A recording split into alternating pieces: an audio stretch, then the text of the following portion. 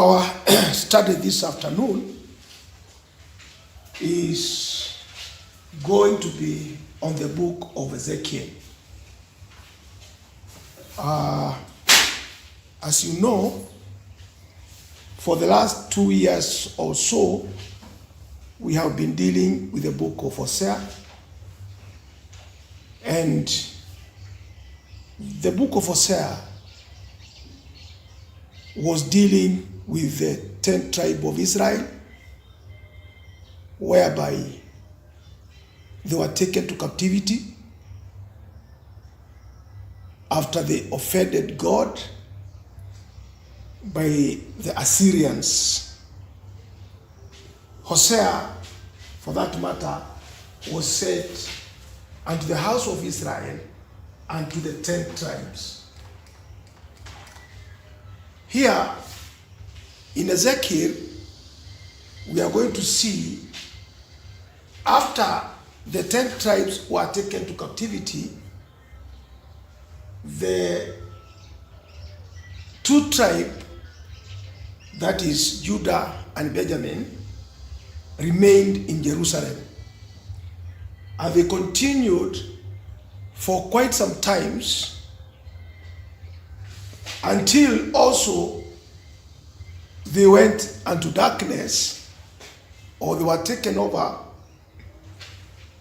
by the evil of this world, until they came to a point whereby they were taken into captivity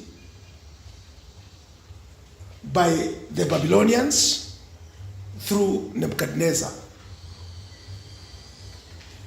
At that time, you remember, in Jerusalem, there was a prophet by the name Jeremiah who was prophesying at Jerusalem and to these people until they were taken unto Babylon. And when they reached in Babylon, God, because He's a merciful God, gave them another prophet, that is Ezekiel.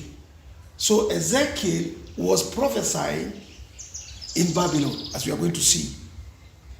So we are going to start expositions on the book of Ezekiel, starting from chapter 1. We are going to go slowly by slowly until we see how Ezekiel was a benefit unto the children of Israel in captivity, because he was set up by God specifically for those children of God who are in captivity. And you remember that was the time of Daniel the prophet, who was also in captivity, and Ezekiel was also there. Ezekiel was a prophet, and Daniel was a ruler in Babylon. You remember, he was employed in the house of Nebuchadnezzar. You all remember that history. So we want to see the work of Ezekiel unto the children of Israel, or the 2 tribes, and even those who had gone earlier, because they were there. You remember, the Assyrians and Babylonians, it was the same place. Though the 10 tribes had gone earlier, over 100 years before, these now are going to join them there. So Ezekiel will be their prophet and will teach them many things in Babylon. So we are going to start from verse 1, chapter 1, verse 1, up to verse 3, maybe, and see whether we can do it with those 3 verses and for today, or maybe not even be able to accomplish them, because it will depend on the depth of that truth, the depth of the truth in those verses. In verse 1, chapter 1, verse 1, it says, Swahili nasema Ikawa katika mwaka wa 30 mwezi wa 4 siku ya 5 ya mwezi, nilipokuwa pamoja na watu waliohamishwa karibu na mto Kebari, mbingu zilifunuka, nikaona maono ya Mungu. Yes.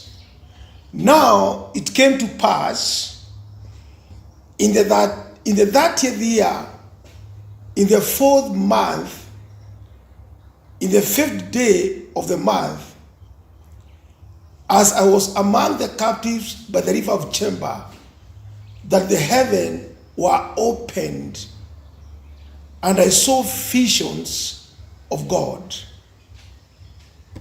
Here, Ezekiel is exactly pointing out when he started his prophecy. So, the main things here that we need to see is, now it came to pass in the 30th year, in the 4th month, in the 5th day. Which was this 30th year? This one, it is from the time of Josiah, the king. Josiah, the king. That is, in the 30th year, since the law was founded in Josiah's days, and since that great Passover which was kept by him. I would like us to read 2 Kings 22, verse 1. 2 Kings 22, verse 1. Read it. Inasema, Yosia alikuwa na umri wa miaka 8 alipoanza kutawala. Akatawala miaka 31 katika Yerusalemu, na jina la mama yake aliitwa Yedida binti Adaya wa Boskati. Yes, that is Josiah. Why do we pick at Josiah? Because you'll find that Josiah will be the last perfect king to rule in Jerusalem, in the 2 tribes. And his children are the one, or who will come after him, are the one who will be taken into captivity. That is his sons. If you read the same 22,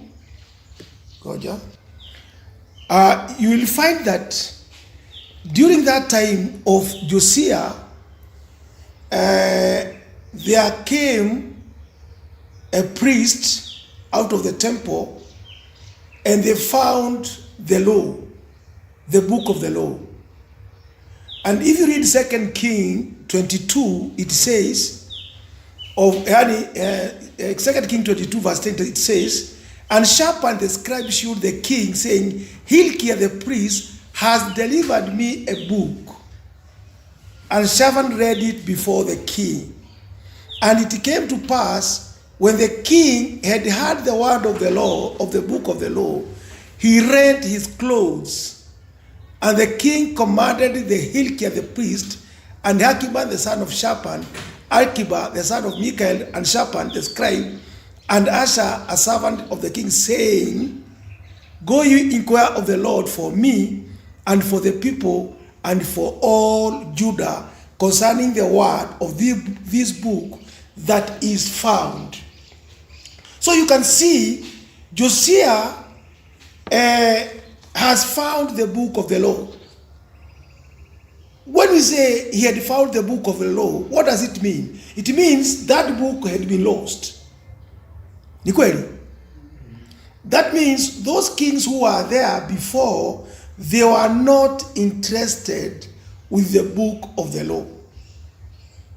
His father was not interested with the book of the law. Sasawa. And that's why the book was lost. So you mind that in the time of Josiah, that book was found. And when it was found, he has told the priest to go and inquire for the Lord. That's Josiah. So Josiah did a very big reformation during his time. He did a very big reformation. In fact, if you read 23:33, it says, of the 2 King 23:33, it says, and Pharaoh, no, 23, Koja. So you'll find that Josiah reformed that church. And when he reformed that church, you will find that his sons, after he died, that is when his sons came into power. And that is, one is Jehoiakim, who reigned 11 years.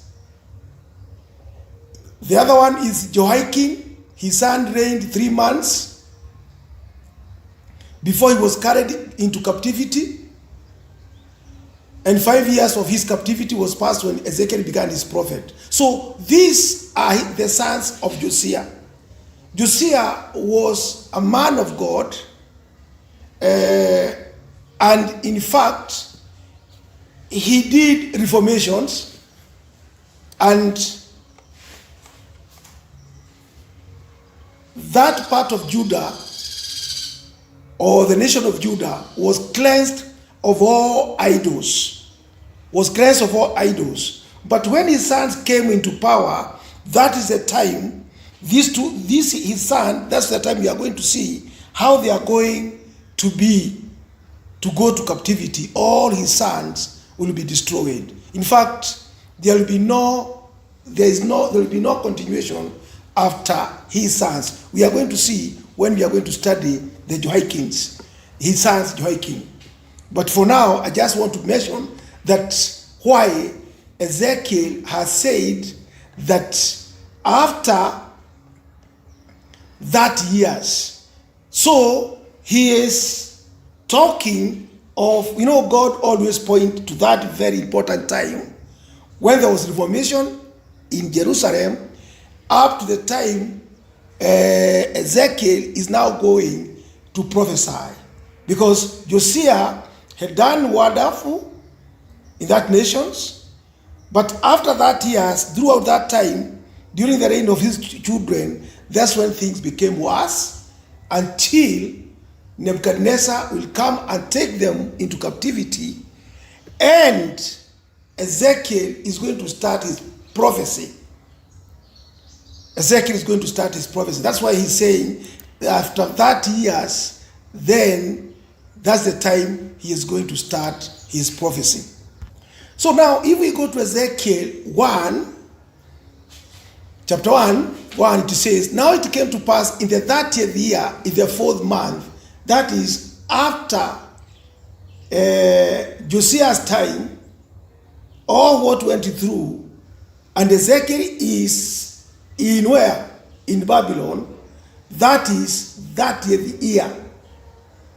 We are going to see it so that you may understand how this 30th year has been, but I have tried to tell you. I was among the captives by the river of Chamber, that the heaven were opened, and I saw visions of God. I was among the captive by the river Chamber. So, the river Chamber, this river Chamber, where was it? In fact, this river Chamber, it was a tributary of River Euphrates. It is not exactly known that exact place, but it was a river whereby there was that river joined the River Euphrates somewhere, because remember, Babylon, it is now the Baghdad, that is Iraq. That place of Iraq, that's where the Babylon is. which means the river Euphrates,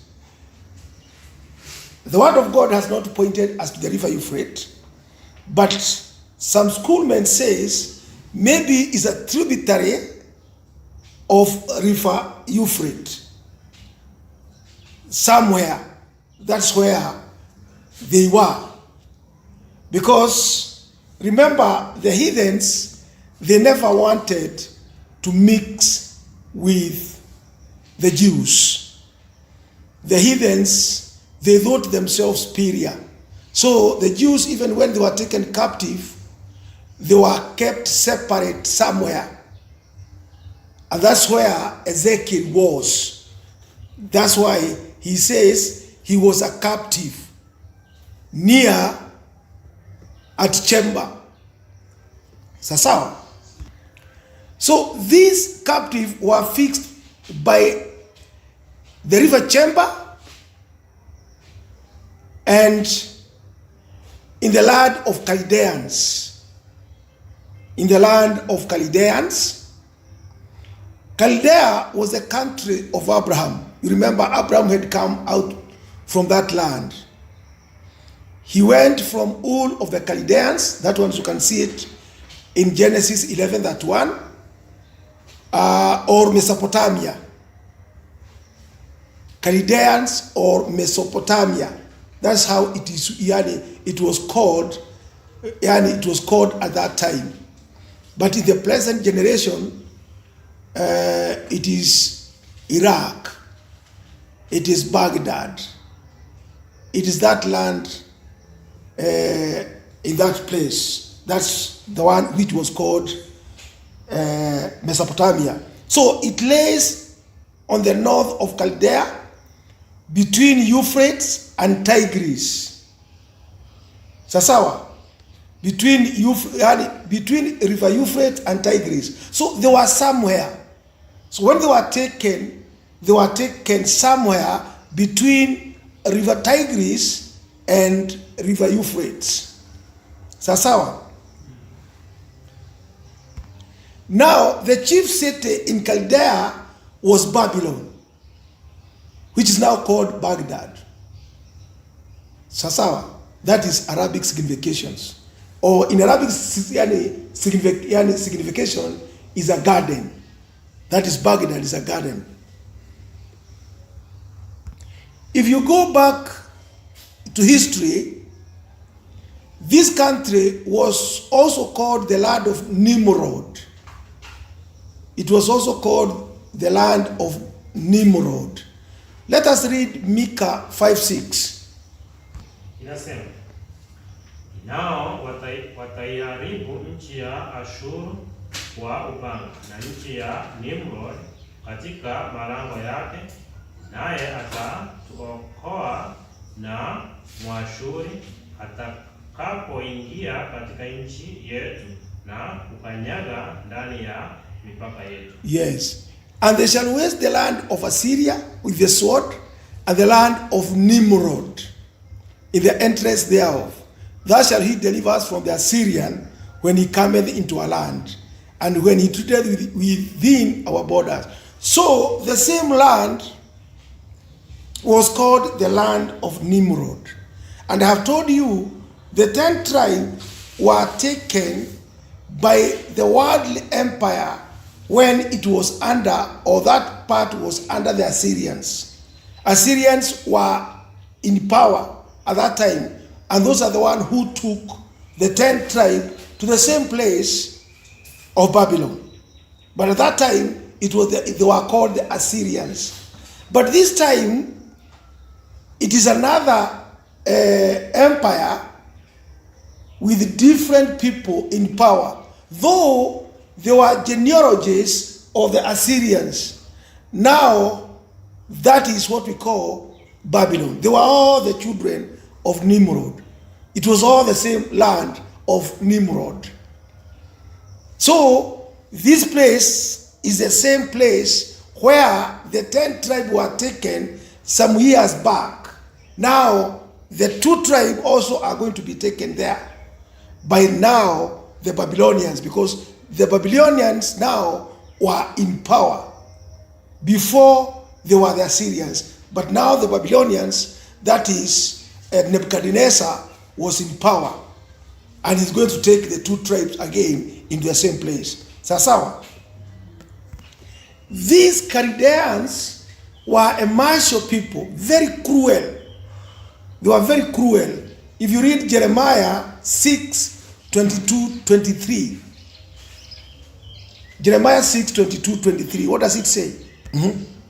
Bwana asema hivi, tazama, watu wanakuja wakitoka katika nchi ya kaskazini, na taifa kubwa litaamshwa litokalo katika pande za mwisho wa dunia. Washika upinde na mkuki, ni wakatili, hawana huruma. Sauti yao huvuma kama bahari, nao wamepanda farasi zao, kila mmoja kama mtu wa vita amejipanga juu yako, binti Sayuni. That is it. So it is Jeremiah warning this church at that time. That was the prophecy of Jeremiah, and Jeremiah was in Jerusalem before this captivity is going to come. Jeremiah is warning them. He's telling them, these Chaldeans, are people coming from the north country, and a great nation. They shall lay holds on bow and spear. They are cruel and have no mercy. Their voice roareth like the sea. So that was the warning of Jeremiah, which means Jeremiah had seen all this. It was a church that was now going to go again into captivity. So Jeremiah was warning them in Jerusalem. So these were the Chaldeans. In the same verse, it says, as I was among the captivity by the river of Chamber, that the heavens were opened, and I saw visions of God.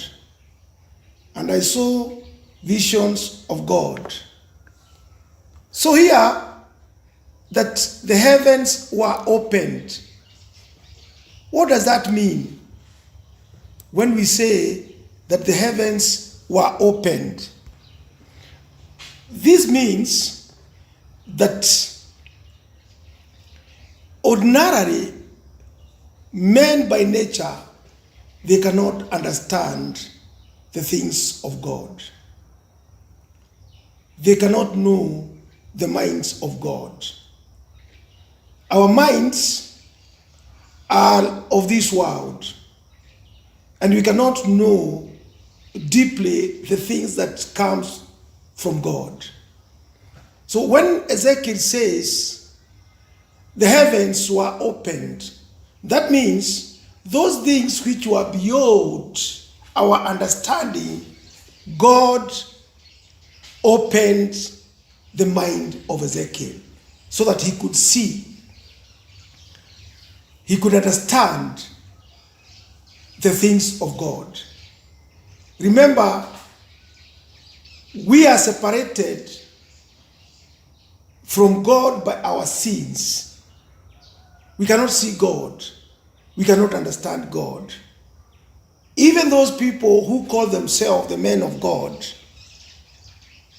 many are false prophets, because a prophet of God, or someone who is sent by God, he can only speak what truly God has taught him. And when we say heavens open to a person, it means that all his understanding is opened.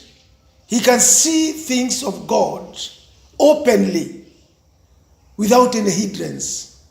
And when we say the things of God, we mean the truth, because God is the truth. There is no way heaven can be opened unto you and yet you don't know the truth. You cannot understand the truth. Truth comes when God's open your minds unto the heavenly understanding. That means you have the gift of truth. Not like the present generation where we have false prophet, whereby they only talk about the things of this world. But when you come to the truth, they cannot tell you the truth. They don't know the truth. But they will always call themselves prophet, as if God can teach someone in darkness. God is the light, and the light thereof is the truth. Which means the truth of God was opened unto Ezekiel, and God was going to talk or to teach Ezekiel many things about himself. At the same time, when the heaven was opened, I saw, that's what he said, I saw visions of God. I saw visions of God.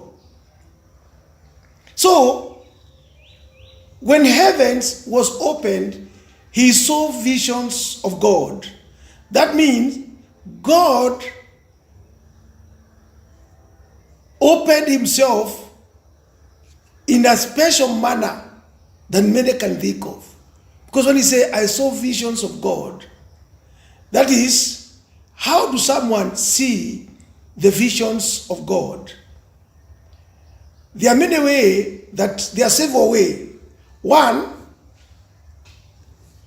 by speaking immediately unto them or to someone without interposition of any medium, even mouth to mouth and face to face.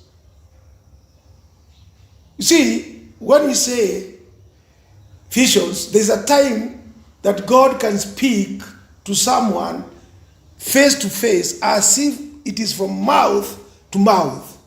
That one, we can get it in Exodus 33:11. Soma. Nasema, naye Bwana akasema na Musa uso kwa uso, kama vile mtu asemavyo na rafiki yake. Kisha akageuka akarejea hata malangoni, bali mtumishi wake Yoshua mwana wa Nuni, naye ni kijana, hakutoka mle hemani. Yes, and the Lord spake unto Moses face to face, as a man speaketh unto his friend. And he turned again into the camp, but his servant Joshua, the son of Nun, a young man, departed not out of the tabernacle. So that is one way that God can talk unto his people or unto his friend, face to face. This manner of God manifesting himself was peculiar to Moses above any or all the prophet besides, as you may read. In this case, Moses, nobody had such a privilege like Moses had. That was a very close contact with God than any other person have had. Why? Because Moses was a type of Christ. And Christ was very near to God. You can read Deuteronomy 34:10. Soma. Nasema, wala haijainuka tena katika Israeli, wala hajainuka tena katika Israeli nabii kama Musa, ambaye Bwana alimjua uso kwa uso. Yes.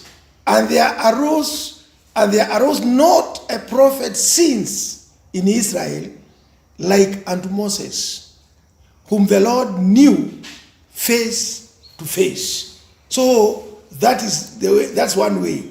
The second method is when God manifested himself to his people, or God manifested himself to his people by dreams, which was in the night, which was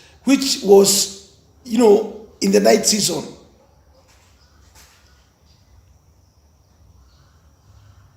Okay, he manifests in dreams, especially in night season.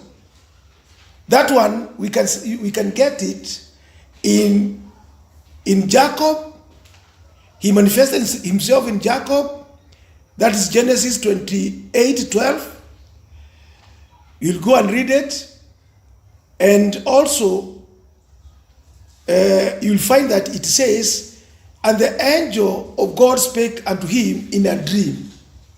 So God can manifest to you through a dream. In most cases, those dreams, they are part of the visions of God. God can show himself through visions, and you can know him, and he can reveal himself to you in a dream. That's another method. So that method is God has manifested himself to his people by visions. That is Psalms 89:19. What does it say? Psalms 89 and 19. Ndipo ulipowaambia watakatifu wako kwa njozi, ukasema, nimempa aliye hodari msaada, nimemtukuza aliyechaguliwa miongoni mwa watu. Yeah.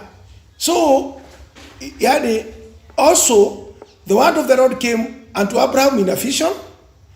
That is Genesis 15:1. Numbers 23 inasema, also Numbers 23 verse 8 says, if there be a prophet among you, I the Lord will make myself known to him in a vision, and speak to him in a dream. To Moses will I speak mouth to mouth. That's God who said it. To Moses he'll speak mouth by. So, what is vision? In a vision, there are these things. One, there is some spaces or similitude represent to the sight, whether it be to the eye of the body externally or to the eye of the mind internally. Always something is represented to the eye. So a vision, you can even be sitting, your eyes open, then there comes a vision. There comes a representation unto your eyes. Openly, you are opening your eyes, then there comes a representation of some truth that you see with your own eyes, that there was something God was telling me. That is one way how God speaks through a person with a vision. Openly with your eyes. Another one is you are sleeping, or you are closing your eyes. God can also come in that way. That's not a dream. It is a vision. A vision, it means it is something that you can see happening with your minds open. That's a vision. Sometimes with a dream, you will start thinking of a dream. What was I dreaming? But a vision is very vividly brought into your understanding, and you see it. So it can be given to your mind externally, or to the eye of the mind externally, or to the eye of the mind internally. Always something is represented to the eye. That's a vision. A vision of something that is future, whether at some little distant or very remote. Hence, it is that vision is put for prophecy, Isaiah 1:1. Hebu soma. Inasema, haya ni maono ya Isaya mwana wa Amozi aliyoyaona katika habari za Yuda na Yerusalemu siku za Uzia na Yothamu na Ahazi na Hezekia wafalme wa Yuda. Yeah, the vision of Isaiah, the son of Amos, which he saw concerning Judah and Jerusalem in the days of Uzziah, Jotham, Ahaz, and Hezekiah, king of Judah. So, the book of Isaiah is a vision. That Isaiah was being shown a vision. of what is going to happen. You see now, a vision of something that is in the future. God brings a visions of what is going to take place in the future. Not a dream, a vision. Because this one is as if it's something which is going to come in succession, and you are seeing it. Those are the visions that always God talks with his own people. So in a vision, there is always such an irradiation of the mind, such a divine, satisfying, overpowering, strong light, that the party who has the vision is put out of all doubt and dispute concerning the truth of the thing he has seen or represented. Kwa hivyo kumaanisha, in a vision there is no doubt. Hakuna kitu na doubt ati sio Mungu alikuwa anaongea na wewe. Always inakuanga is a representation, and there is always something telling you that is God. This is the word of God. Because it has taken your mind and it has irradiated your mind in such a way that truly you get satisfied that God is talking to you. So, another thing I would like you to know is that it is when they are awake that they see vision. God speaks to men by dreams in the dark when they are asleep. But usually visions are when men are awake. That's something that we should know. Visions come when men are awake. Wakati wanafanya nini? So all these are found in the prophet Ezekiel vision.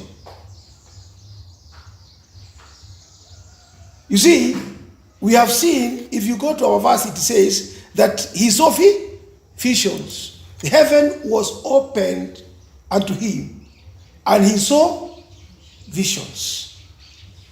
So you can see what visions are.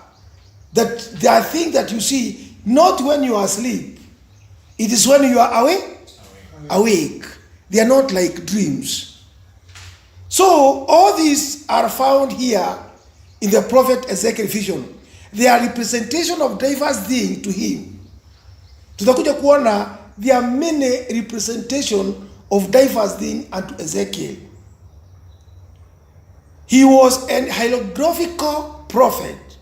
He had more things presented unto him of that nature than any prophet besides.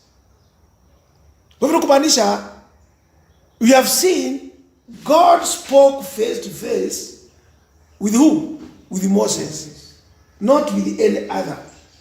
But when you come to other prophets, either he taught them with dreams and vision, because you have seen it in Isaiah. But when you come to Ezekiel, there is no any other prophet who was shown things in a visionary manner than himself. Sasawa. All that follow here in this chapter are representation of things to Ezekiel in this vision. This book of Ezekiel, it is nothing else. They are the visions that Ezekiel was shown by God, which means they are not dreams. They were things which they were shown unto him when he was awake. See, you will see that all of these things, it is of things to come. For this prophecy being either of the ruin of Jerusalem or of the state of the church. Still, it was of that which was not present but future. It was a vision of what is going to happen to Jerusalem and beyond, even up to our time, as we are going to see. So Ezekiel was shown, he's in Babylon. And even when he is in Babylon, remember, as we are going to see, that Jerusalem was besieged 2 times. Even when Ezekiel in Jerusalem is not completely destroyed. There is still a king there. King Zedekiah was put in place. They were taken to captivity, but you'll find that, as we are going to see by and by, that Jerusalem, even until that time, when Ezekiel is in river chamber in Babylon, Jeremiah is still where? In Jerusalem, because it is not completely destroyed. Because when Nebuchadnezzar came the first time, when he took people like Daniel, he put Jerusalem into another king who was supposed to obey him. And that king, Jerusalem will come to be destroyed when King Zedekiah will rebel against that king. Which means, even when Ezekiel is in Babylon, Jeremiah is still in Jerusalem. So here, Jeremiah is going to be shown how Jerusalem is going to be destroyed completely and the future of the church. That's how. So the prophet had strong enlightenings. He had such irradiation of his mind that he was satisfied touching the thing. Therefore he says, the word of the Lord came expressly unto him. The hand of the Lord came upon him in a great deal of strength. Kwa hivyo nikusema mkono wa Mungu ulikuwa juu ya nani? Juu yake. Na kwa kweli yeye alifanya kazi ya Mungu, na ile kazi Mungu alikuwa amemuitia. When you come to verse 2, it says, we have seen that now I was among the captive by the river of Chebar, that the heavens were opened and I saw visions of God. So Ezekiel has explained himself. Verse 2, it says, siku ya 5 ya mwezi, nao ulikuwa ni mwaka wa 5 wa kuhamishwa kwake mfalme Yoakini. Yes. In the 5th day of the month, which was the 5th year of King Jehoiakim's captivity. You see now, he is still explaining. And that's why it's very important to understand these children of Josiah. He is still explaining that these things is happening in the 5th day of the month, which was the 5th year of King Jehoiakim's captivity. So, who was King Jehoiakim?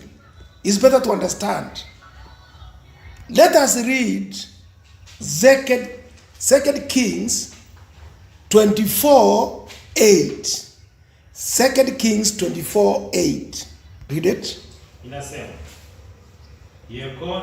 Yekonia alikuwa na umri wa miaka 18 alipoanza kutawala.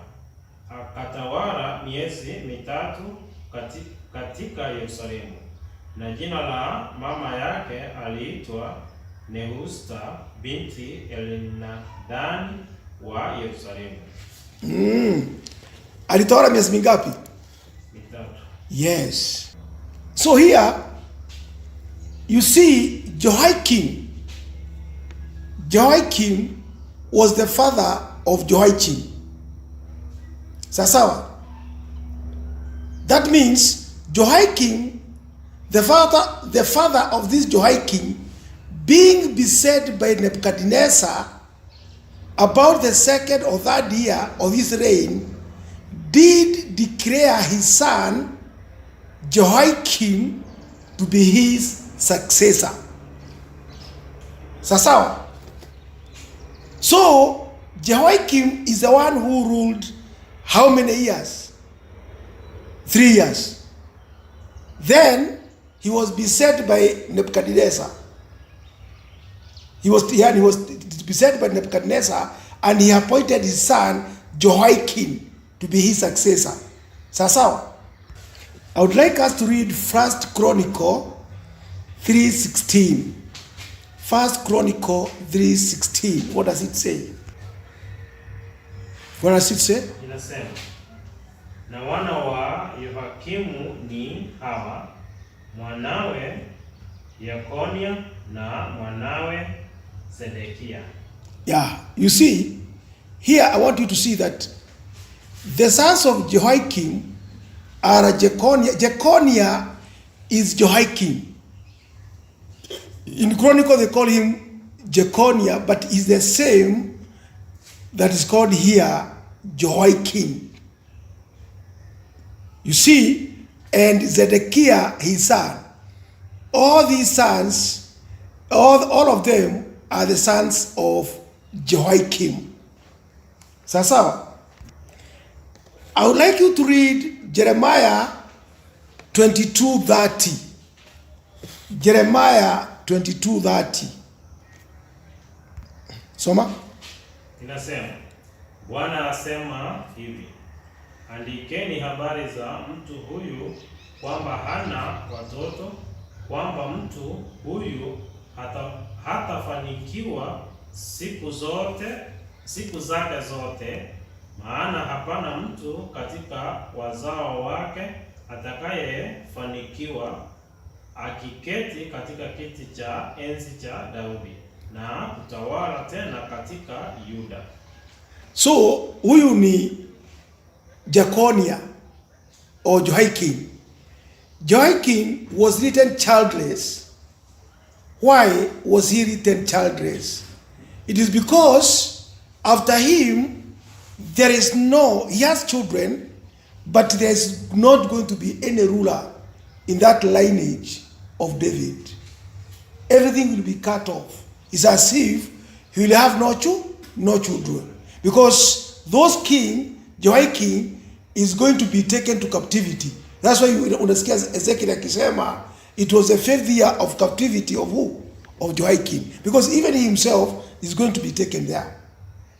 So here in Jeremiah is saying that man will be childless, will have no children. Because the lineage of David is going to end with him as king.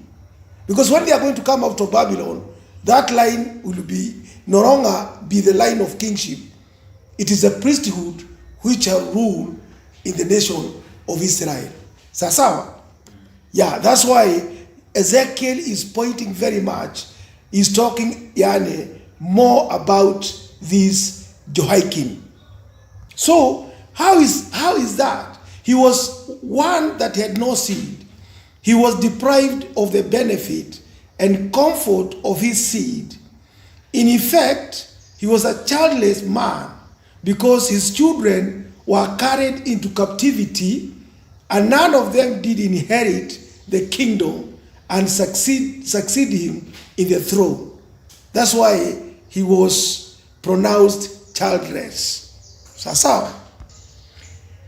His captivity, that is Jehoiakim, was long, and so that 7 years was he a prisoner in Babylon, as appear in 2 Kings 25:27.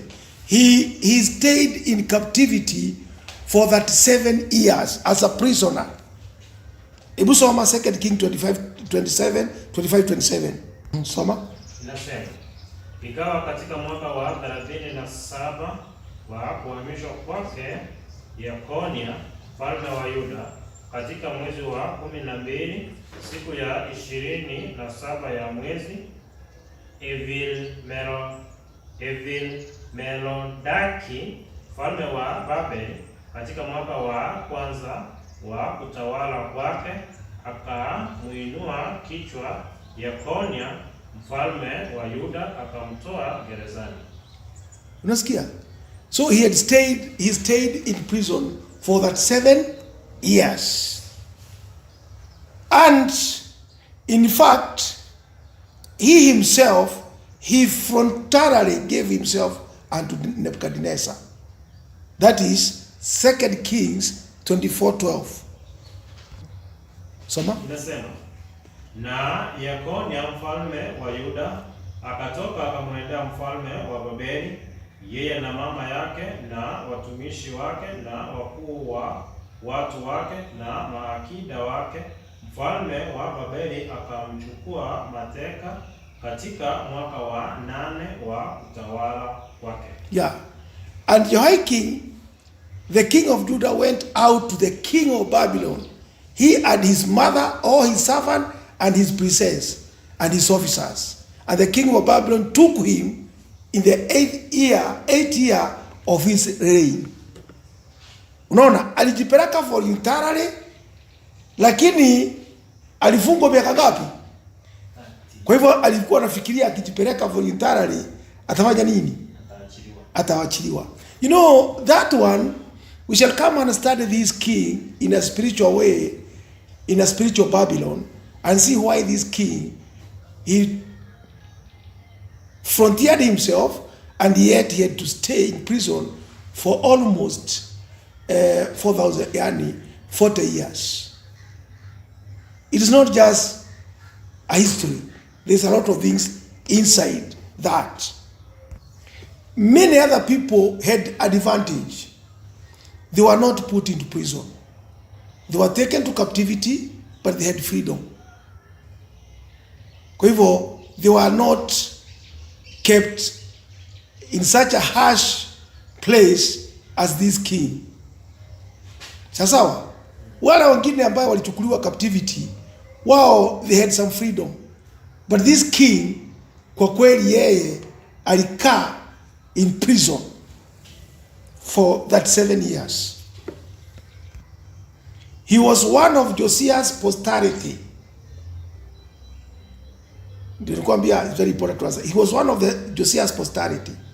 And it's observed that the posterity of Josiah, who are king of Judah, in 23 years, were carried 4 times into captivity, whereas Josiah himself enjoyed 31 years in peace.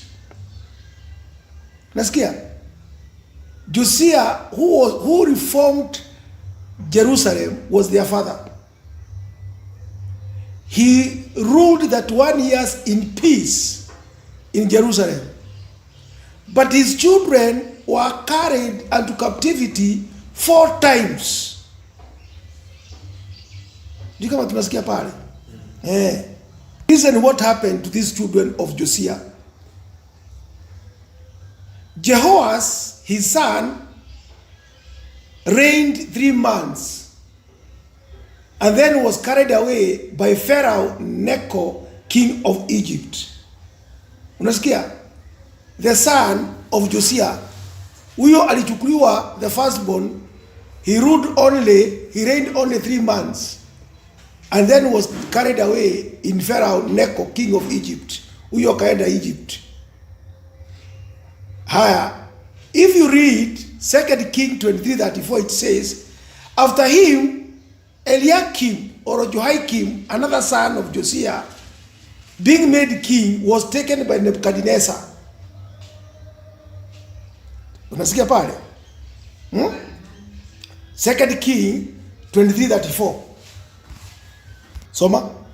Inasema, Farao Neko akamfanya Eliakim mwana wa Yosia awe mfalme mahali pa Yosia babaye, akambadilishia jina lake kuwa Yehoakimu, lakini akamuondoa Yehoahazi akaenda naye Misri, naye akafa huko.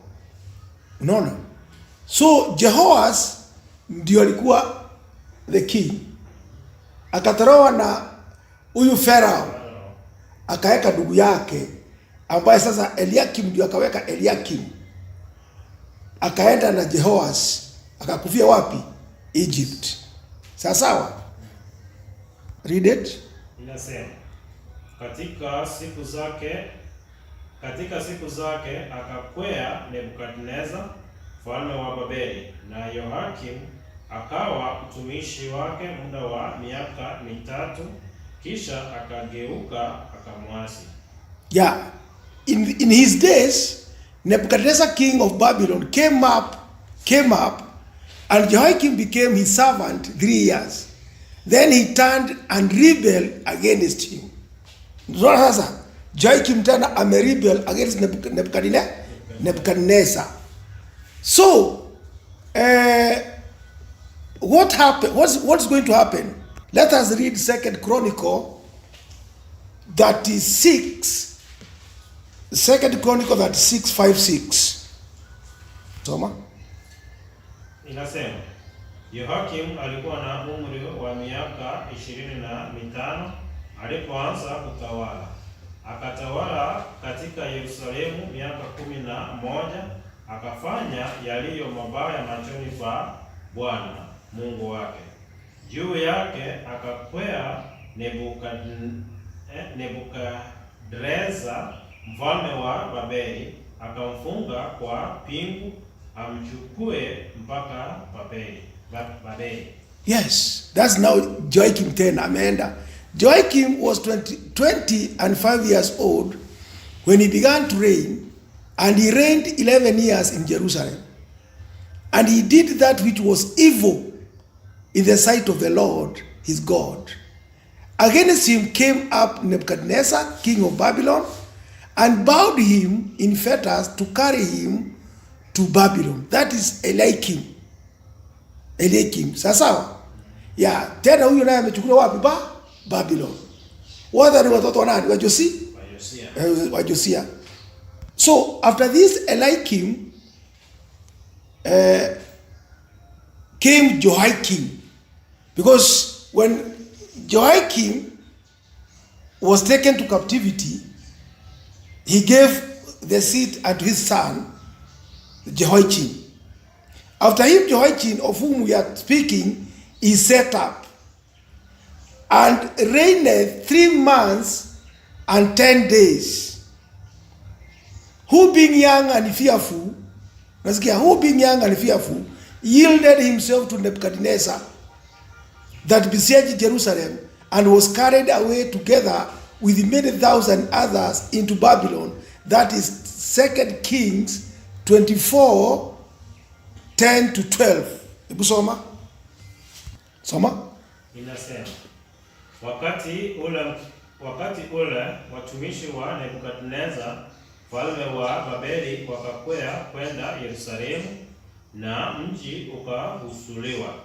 Na Nebukadreza mfalme wa Babeli akaufikiria huo mji hapo watumishi wake walipokuwa wakihusuru. Na Yekonia mfalme wa Yuda akatoka akamwendea mfalme wa Babeli, yeye na mama yake na watumishi wake na wakuu wa watu wake na maakida wake. Mfalme wa Babeli akamchukua mateka katika mwaka wa 4 wa kutawala kwake. Yes.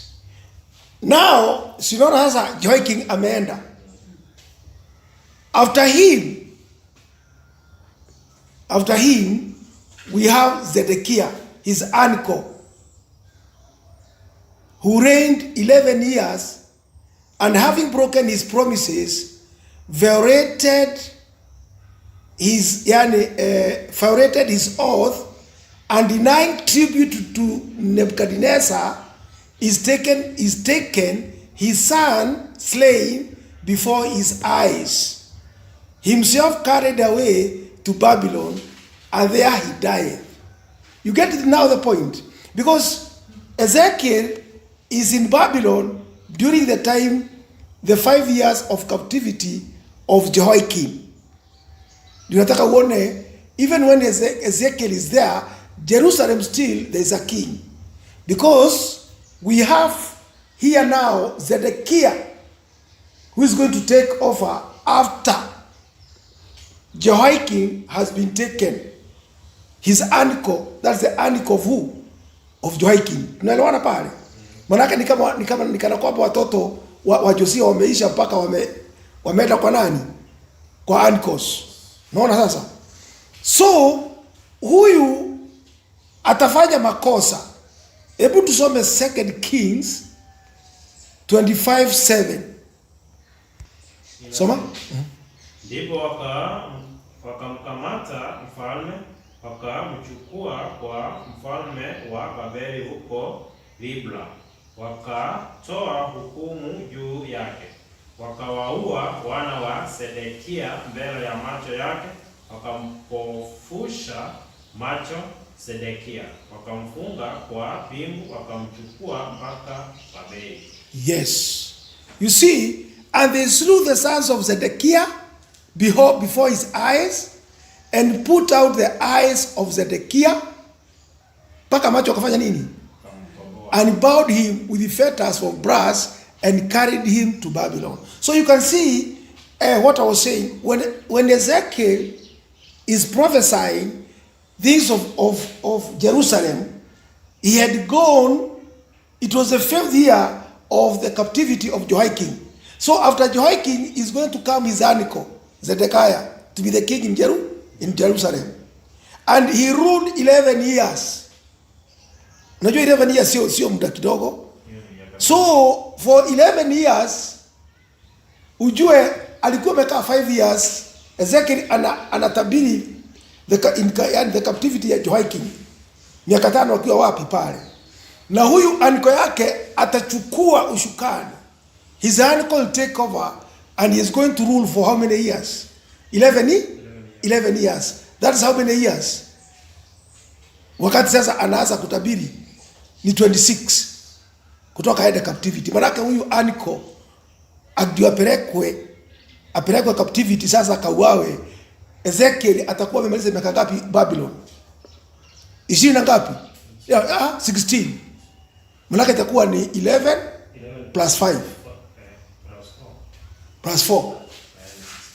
16 years. So you can imagine Ezekiel wakati anatabiri Jerusalem itakaa miaka ngapi? Ingine 10 na ngapi? 16 ndio wakuje waende wapi? Waende Babylon. So you can see Ezekiel anaonyeshwa the vision of Jerusalem vile itaenda mpaka ifanye nini? Ifadhiliwe kabisa up to the end of time. Ndio sasa anaonyeshwa. Sasa hapo ndio nilikuwa nataka tuangalie, ndio tuone hii mambo vizuri, ndio wakati tunaendelea tuwe kama watu wanaelewa ni nini inaendelea. So if we come now to verse 3, inasema the word of the Lord came expressly unto Ezekiel the priest, Ezekiel the priest, the son of Buzi, in the land of Chaldeans by the river Chamber. Nasikia? In the land of the Chaldeans by the river Chamber. And the hand of the Lord was there upon him. You see now here, it shows that Ezekiel was a priest. Meaning, he was not just a normal person. Because those people who have the vision of God, God always uses those people who are in the line of the priesthood. Do you know what tunaona pale? Yeah, not just, if you look at many of the prophets, you find that they had come from that line either of kings or priesthood. Either they are children of priesthood or that line. Which means, even this Buzi or Bazi, huyu baba yake, was in that line. That's why you see, even his father is named. Sasawa. Let us read 2 Kings 24:10-12. So in short, let us say that we have read that verse. During this time of Ezekiel, they were taken there was Daniel this time, Mordecai, the 3 children likewise, and Ezekiel were all taken during that time. Kwa hivyo you see, there was, maybe it was that time, by the time they were taking these people,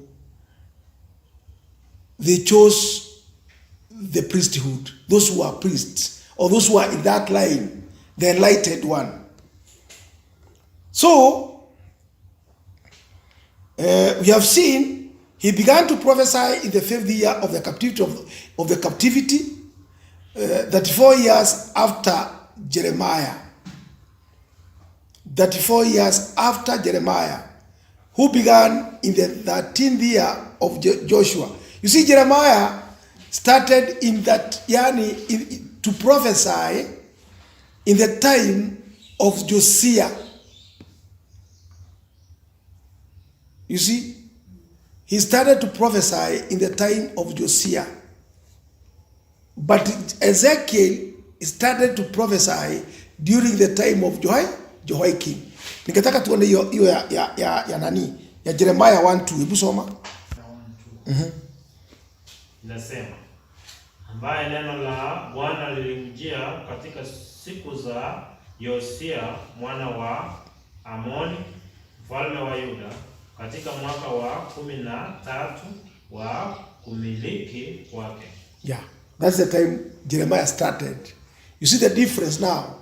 So you can even calculate even the difference between Jeremiah and Ezekiel.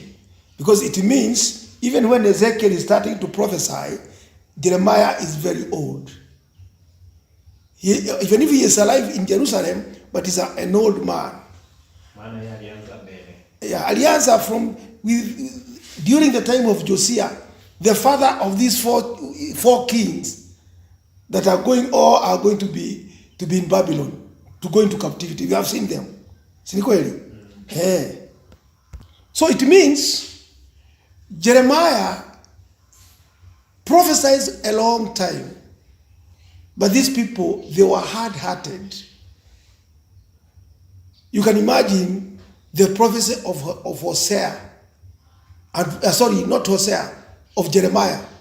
So Hosea had gone before. Hosea was for the 10th tribe. Those who was for the 2 tribes in Jerusalem was Jeremiah and Ezekiel in Babylon. So what I'm trying to say, you can imagine from the time of reformation of Josiah, even when the children of Josiah, because they sinned before the Lord, their father did reformation. In fact, inasemekana Josiah ndio alifanya ile reformation kubwa sana in Jerusalem. Do you know that even before him, hata the book of the law ilikuwa ifanya nini? Imepotea. Ilipatikana wakati wake. Yeye ndiye alirevive. Na after that, manaka Jeremiah alianza 13 years of his reign. Ni kumaanisha watoto wake wakati walichukua, waliingiza kanisa katika giza kubwa sana. That's when God sent Jeremiah unto this church to come and help, because hawa watoto wa Josiah walishika njia ambaye ilikuwa ni njia mbaya sana. Otherwise, si unaona wote, even that line of Daudi itamalizikia kwa nani? Kwa wao. Kwa hivyo kumaanisha walikuwa, they did evil before the Lord. They were kings, lakini walikuwa si wafalme wa kuaminika hata kidogo. Na Jeremiah did a lot for them, lakini hawakusikia. Sawa? So we have seen that Ezekiel was a priest, and Ezekiel, the hand of the Lord was upon him. So when we say the hand of the Lord was upon him, the hand of the Lord is the Spirit of God. That means that hand of God is the one which was guiding him, was holding him. And that is why he was very accurate and he did many things. So, beside the visions, there was a real communication of truth to the understanding, evident and express command from God came upon him, and it was so as it had interest and it abided in him. So the word of the Lord came upon him, and the hand of the Lord was there upon me. That's what Ezekiel anasema. Kwa hivyo ni kazi alipatiwa na Mungu, na kwa kweli aliifanya kwa nguvu zake zote. Ni kwa sababu hata zile nguvu alikuwa nazo, it was because of that hand of the Lord which was upon him. That's why he did all that he did in that prophecy, or in this prophecy, or in this book of Ezekiel. So that was just an introduction of Ezekiel, of this prophecy of Ezekiel. God willing, we are going to start from there. We are going to start from which verse? Verse 4. Starting from next week, going onward, because we have seen the introduction of who Ezekiel was when he was prophesying and why he was in Babylon. Sasawa? Amen?